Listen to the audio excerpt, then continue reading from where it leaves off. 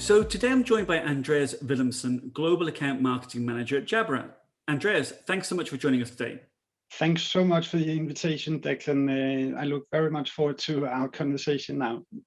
Well, exactly. We're going to talk, it's probably 20 minutes, 30 minutes about ABM. So let's just kick off with a question around Jabra. Obviously, very familiar brand in the market for a number of years, in the audio market for a number of years. Can you tell us a little bit more about the company and perhaps why ABM was the right strategy for your company? Oh, I'd be delighted to. So you can say Jabra is, I even think, 152-year-old company now, right? Back in the days, we had a very intelligent and clever guy in charge of the company who actually put in the telegraph cables connecting Europe to Asia. And just imagine creating the world's first internet back in those days, right? And quite the endeavor and journey to put out, I don't even know, 9,000 miles or whatever telegraph cables, which was quite astonishing. So you can say Jabra's been in the business of audio and communications really for 152 years, which is quite remarkable.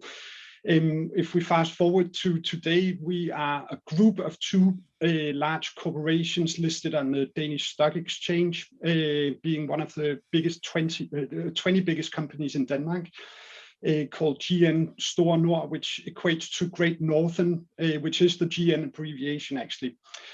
So part of the company is focused on hearing aid manufacturing, and then the part of Jabra, or GN Audio as we're formally called, is in headset and video business.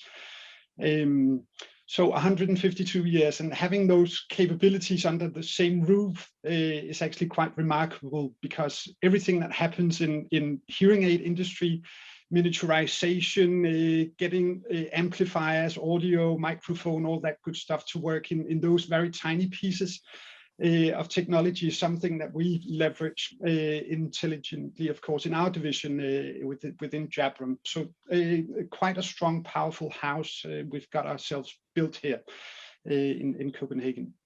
And in terms of ABM and the kind of companies that you serve and globally, why was ABM the right strategy for Jabra? It's a really good question. You can say, and this is reversing back 9 or 10 years. Jabra was managing obviously a lot of global and international companies, and what we found was that these companies had some common trademarks or whatever between them, right? How can we roll out unified communications technology that is Teams, or even back in the days it was probably Communicate and Zoom and Google Meet and whatever those platforms are called today, right? And we realized, or they realized, because this is before my time, that we needed to put in place this global accounts team to serve these customers as a single program, really because these companies were on a journey to make sure that resellers were able to fulfill whatever requirements they would have anywhere in the world. They wanted to centralize which platforms they were using. They wanted to centralize all their technology purchasing, etc. So the Jabra Global Accounts team was put in place, I think, a little over 9 years ago, being just a small team to start with, and has since scaled. And today this team is internally more than, I think we're probably 55 people in the team. So not only marketing people, of course, a lot of sales people, program managers, sales directors, marketing as well. So and ABM just became this very relevant, should we call it, strategic approach to sales, because these customers would want to have personalized stories. They would want to be felt more of a VIP treatment and stuff. And ABM was just a logical choice, I think, to apply to these 125 accounts. And so, as you mentioned, Andreas, obviously the ABM journey there at Jabra started 9 or 10 years ago. And what do you think you've learned most during that period around, targeting customers, deploying ABM as a strategy? What would you say is some of the greatest learnings that you have there?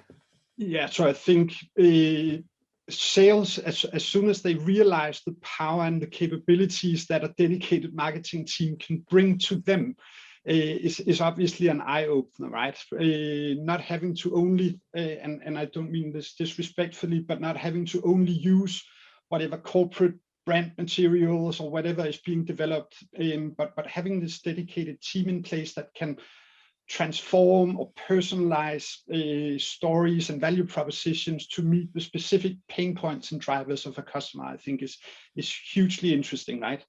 And obviously ABM isn't the solution in all cases and all customer engagements that we have with these 125 accounts. A lot of them are on a, should we call it a run rate type of business with Jabra. But obviously ABM can help in a lot of senses, not only from a demand generation awareness perspective, but also a sales enablement perspective, really, right? How do customers communicate to their end users on how to use a headset or, you know, stuff like that. So this is where me and the marketing team in global accounts are here to serve that partnership with customers. And obviously, you mentioned there's 125 accounts globally within this group of global accounts that you're looking to develop. When we spoke previously, you talked about them belonging to 3 different groups. Yes. And obviously that you had different strategies for each one. Can you talk us a little bit through those 3 groups and some of the work that you do? Sure. So really to understand and assess where we are with each of these customers, some of them are what we would call very mature customers. We've been partnering with them for a number of years, even all the 9-10 years, whatever, of business since the program started, right? And there will be different needs for these customers, you can say. Really, the classification that we have done is we've grouped them into 3 different buckets, more or less a third of each, or the global accounts in each of those 3 classified buckets. We have the mature, then we have a level we call development, and then a third layer that we call acquisition. So the mature ones are very much about retaining the business that we have, and obviously introduce as soon as we bring new products to market, make sure that they get to see them, test them, adopt them, of course, right?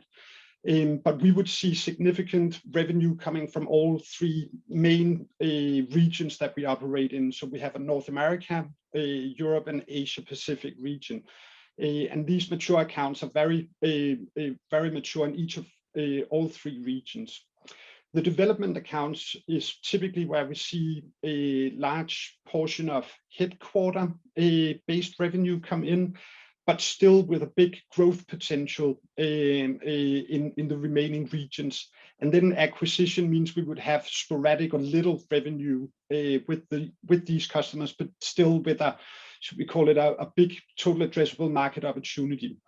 And really this addressable market opportunity, of course, is number of employees that would be in need of a headset or speaker device or video device compared to how many employees these companies would have globally, right? So it's quite the easy figure to look at. Market share, wallet share, whatever we would call it. We know exactly where we need to make inroads or introduce new products and services.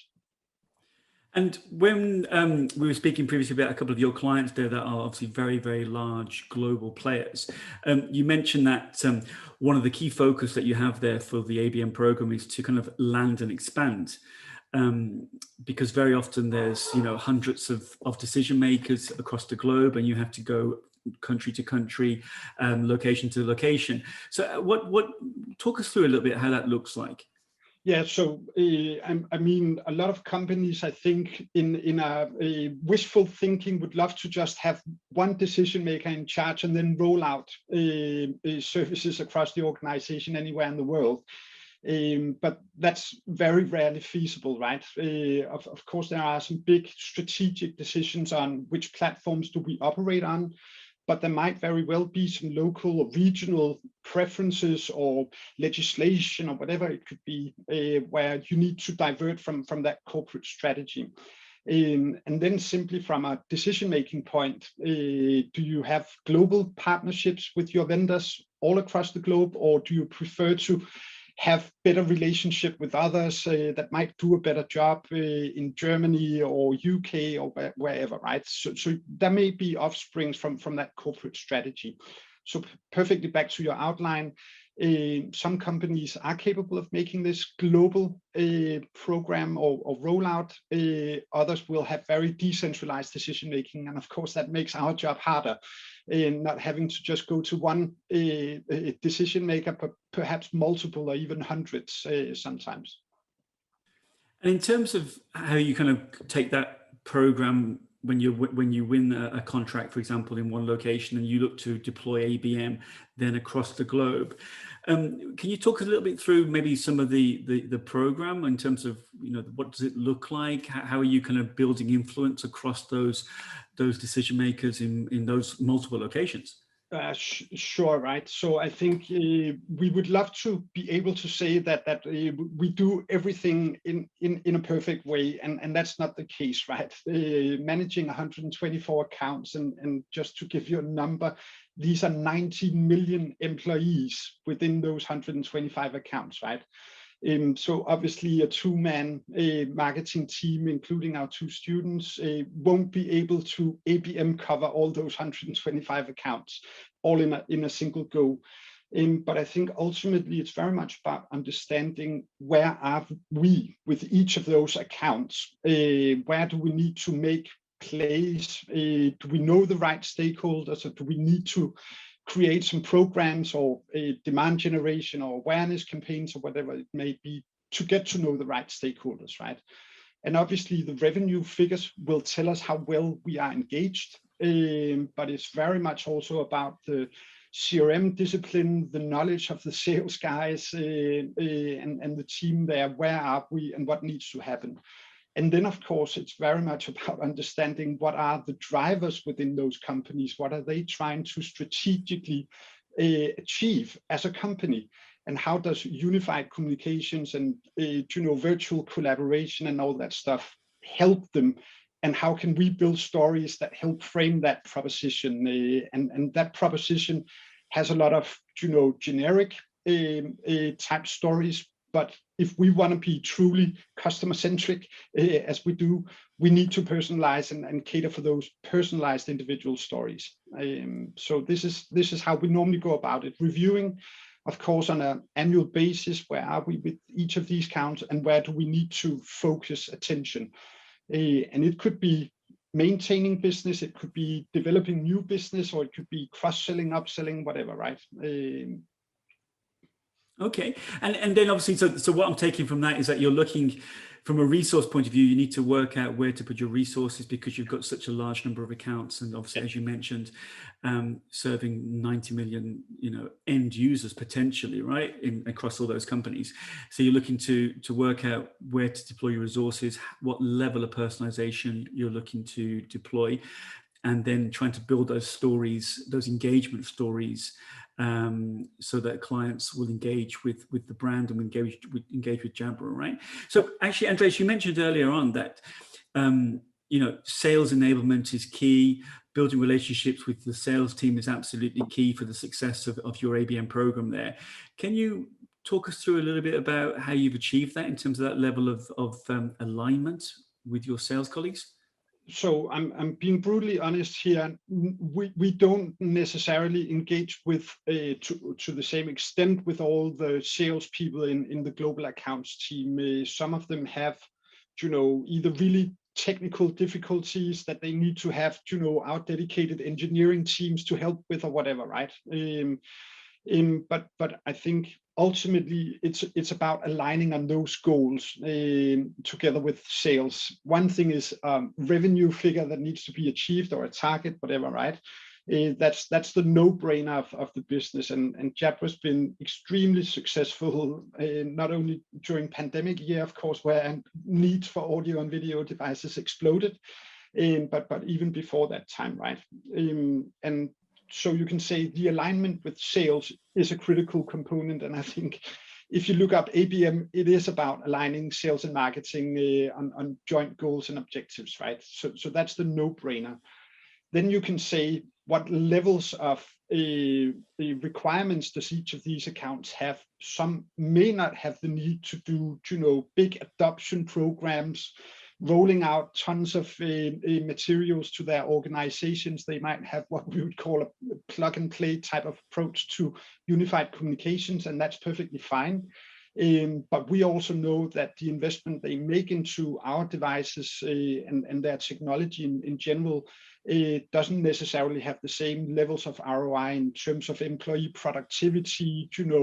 Are you bringing across the right tone of your voice or your brand when you virtually engage with customers or even internally, right?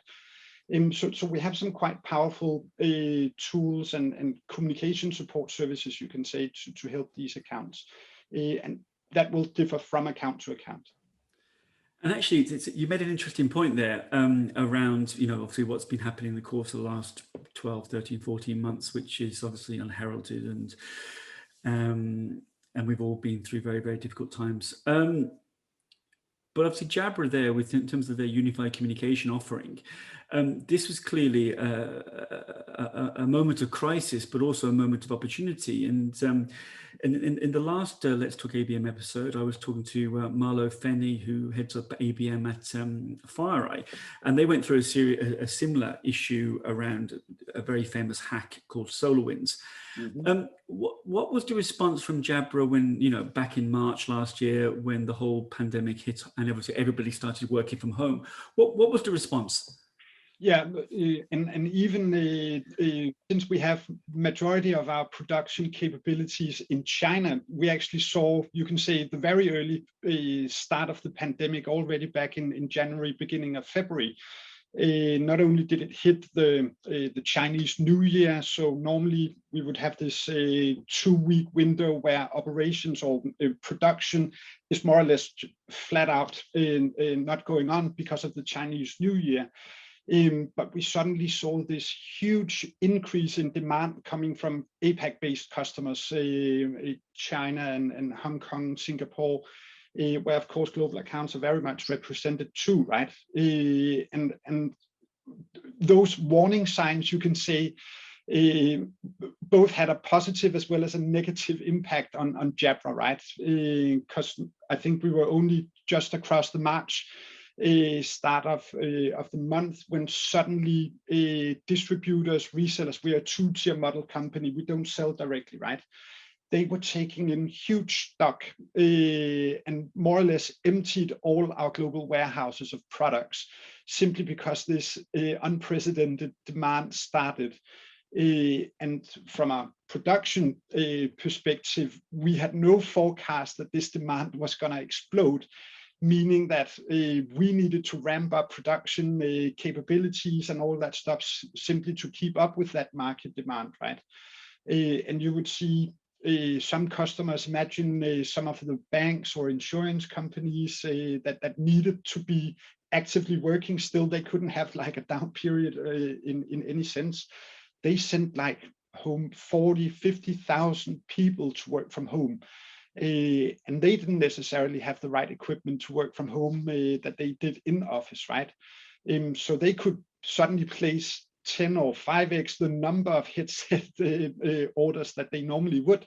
And how were we then to prioritize who to sell to, and had to put in quite some strict figures, you can say, obviously the first line responders with medical services and all that stuff, we gave primary priority to these customers. But then if the whole banking, financing, insurance system collapsed, that would have catastrophic impact as well. So they were, should we call it, second in line. And then we had to, look at who needed to be in the queue of getting products as soon as they were produced in factories, right?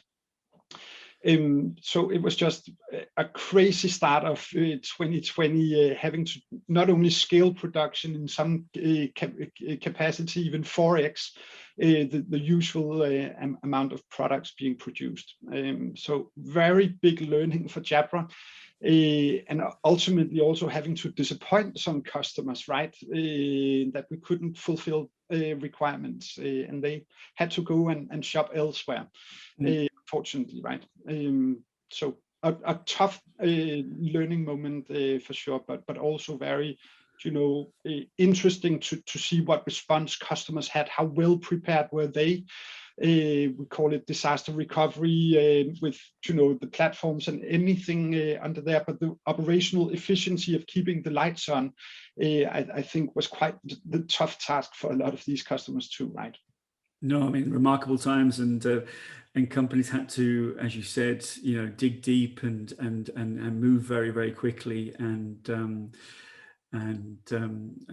thankfully, obviously, we're now on the other side, hopefully, of all this. Let's talk about ROI and your ABM program there. I understand that the way that you've been measuring it is that ABM accounts, or accounts that are benefiting from an ABM approach, outperform non-ABM accounts by around about 25% in terms of the performance. What do you think is behind that? This is not scientific numbers, right? Because obviously we could be lucky in the sense that one customer could be having a big project. If they had been then ABM serviced, can we take credit? Wow, perhaps we can, perhaps we can't, right? But ultimately, the way that we've been looking at it is, of course, to see where our team have put significant effort into serving those customers. They did outperform the non-ABM serviced accounts within the Global Accounts program. And that's been similar across the past 4 or 5 years that we have seen this overperformance on those ABM serviced accounts. As I said, we can't take full credit. This also depends very much on projects. It depends very much on the sales people servicing those customers too, right?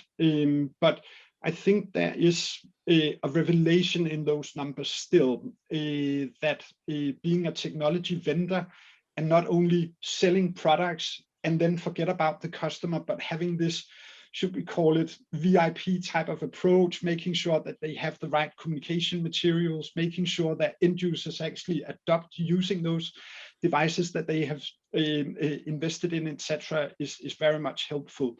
And we know for a fact that some of our customers also work with some of our competitors, and we have a very attractive program compared to some of our competitors in bringing more than just sales advice, but this whole end-to-end type of service on those accounts. And that is a differentiator for sure, right?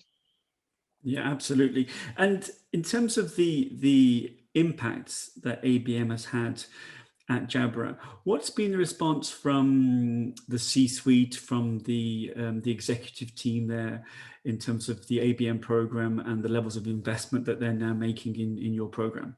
Yeah, so you can say investment has been big. Obviously, the Global Accounts program is a baby close to our executives' hearts. The owner of the Global Accounts program is our Senior Vice President, who reports directly to our CEO, Holger Reisinger, who created the program back in the days.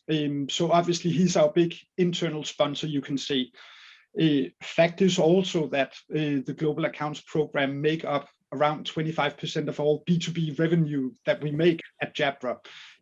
So it is a high priority strategic program, of course, with big attention from all around the C-suite of executives at Jabra.